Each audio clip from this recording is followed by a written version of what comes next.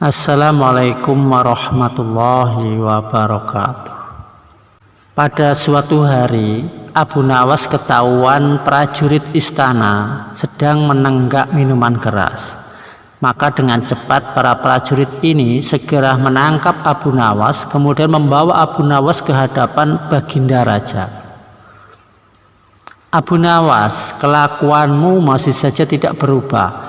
Selama ini aku sudah berbaik hati sama kamu.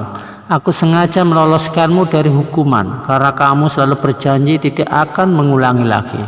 Namun kali ini sudah tidak bisa ditolerir lagi. Apapun alasanmu, kamu tetap akan saya hukum, ucap Baginda Raja dengan marah.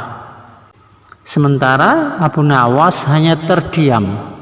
Kepalanya tertunduk malu. Dia tidak berani menatap Baginda Raja. Kemudian Baginda Raja pun bertanya kepada para penasehat istana, kira-kira hukuman apa yang pantas diberikan supaya Abu Nawas kapok dengan perbuatannya. Maka penasihat istana pun mengusulkan, bagaimana kalau Abu Nawas dihukum dengan cara minum air yang mendidih. Baginda Raja pun langsung menyaut, usulanmu bagus sekali. Saya setuju denganmu. Maka seketika itu pula Abu Nawas langsung pucat wajahnya. Tubuhnya menjadi gemetar karena dia tahu hukuman itu sama saja dengan hukuman mati. Ampun Paduka yang mulia, ampun Paduka yang mulia, hamba mohon keringanan hukuman, pinta Abu Nawas. Keputusanku sudah bulat Abu Nawas dan tidak bisa ditawar lagi. Karena kamu terus mengulang-ulang kesalahanmu, maka inilah hukuman yang pantas untukmu. Demikian Baginda Raja memutuskan. Maka Abu Nawas pun akhirnya berkata dengan lemas, baiklah Paduka, kalau itu memang sudah keputusan Paduka, saya terima dengan berat hati. Tapi sebelumnya, izinkanlah saya menemui istri dan anak-anak saya dahulu untuk berpamitan kepada mereka. Baginda Raja pun sejenak terdiam. Dia heran dengan kata-kata Abu Nawas yang berpamitan. Maksudnya bagaimana Abu Nawas? Tanya Baginda Raja heran. Begini Paduka, apabila air mendidih masuk ke dalam perut, maka bukan hanya lidah dan bibir saja yang akan melepuh, tapi pasti semua organ tubuh di dalamnya juga ikut melepuh. Tidak menutup kemungkinan saya akan mati saat itu juga. Jelas Abu Nawas panjang lebar. Baginda Raja pun terkejut.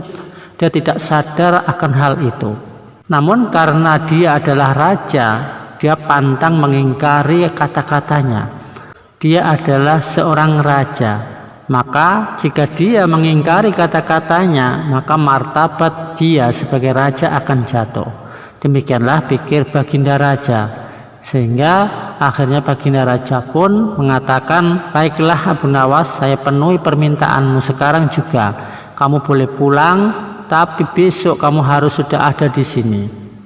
Maka Abu Nawas pun lalu berpamitan pulang. Sesampainya di rumah, Abu Nawas pun memberitahu istri dan anak-anaknya tentang hukuman yang akan dia jalani. Mengapa Baginda Raja sekejam itu?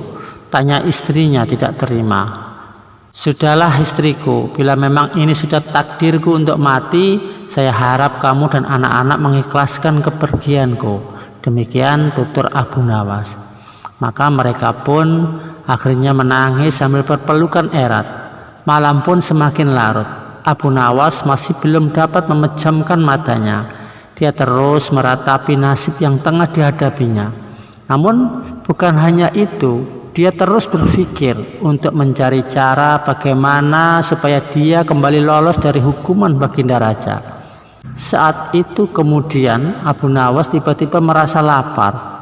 Maka dia pun bertanya kepada istrinya, wahai istriku, apakah ada makanan yang tersisa untukku? Istrinya kemudian berkata, saya sudah menyiapkan sop panas di atas meja, tapi sepertinya sekarang sudah dingin. Demikian kata istrinya. Sudah dingin memangnya kapan kamu membuat sopnya? Tanya Abu Nawas kembali. Tadi sewaktu habis isya. Ini kan sudah tengah malam, jadi wajarlah kalau sopnya sudah dingin. Demikian kata istri menjelaskan. Dan saat itulah timbul di otak Abu Nawas ide yang sangat cemerlang. Namun Abu Nawas sengaja tidak memberitahukan kepada istrinya sebab dia tidak ingin rencananya akan menjadi gagal.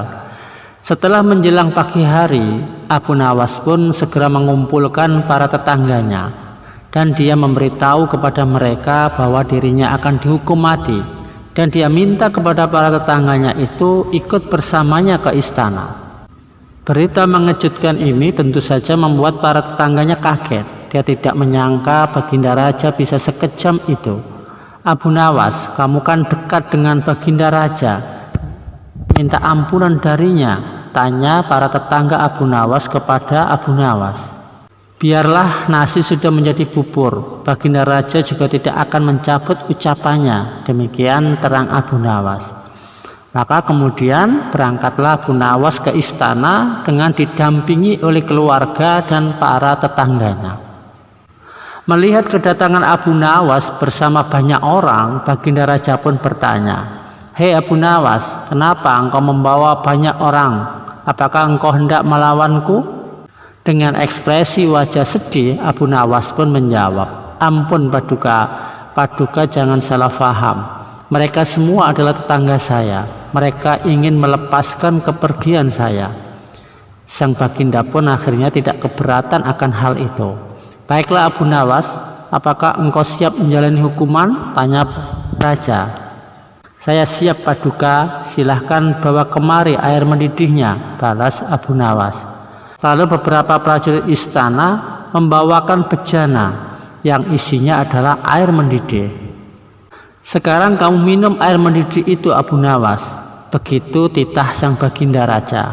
"Siap Paduka, tapi sebelumnya izinkanlah saya dahulu meminta maaf dan berpamitan kepada keluarga saya dan para tetangga-tetangga saya," minta Abu Nawas kepada sang Raja. "Oke, silahkan," ucap Baginda Raja. Abu Nawas pun lantas menghampiri istri dan anak-anaknya. Maka suara tangis istri dan anak-anak Abu Nawas pun pecah saat itu. Demikian pula orang-orang yang hadir ikut bersedih. Tidak terasa air mata Baginda Raja juga ikut menetes. Sebenarnya Baginda Raja tidak tega, tapi dia tidak mungkin membatalkan hukuman tersebut. Karena banyaknya tetangga yang ikut hadir tentu saja memakan waktu yang lama, sehingga tidak terasa air mendidih yang ada di dalam teko atau bejana itu menjadi dingin. Setelah Abu Nawas selesai berpamitan satu persatu kepada tetangganya yang banyak itu, maka dia segera mengambil air di bejana dan meminumnya sampai habis. Tentu saja Abu Nawas tidak mengalami sesuatu apapun, sebab air yang ada di dalam bejana sudah menjadi dingin. "Paduka yang mulia, saya sudah menjalani hukuman, maka izinkanlah saya pulang," pinta Abu Nawas. Melihat hal itu, Baginda Raja menjadi bingung. "Hei Abu Nawas, bukankah saya menyuruhmu minum air mendidih?" tanya Baginda Raja. "Benar Paduka, tapi air di bejana itu kan tadinya mendidih. Jangan salahkan saya kalau air itu menjadi dingin. Saya hanya melakukan apa yang seharusnya saya lakukan," jawab Abu Nawas. Maka dengan kecerdikannya inilah kemudian Abu Nawas kembali lolos dari hukuman maut. Dia pun akhirnya diperbolehkan pulang oleh Baginda Raja bersama anak istri dan para tetangganya.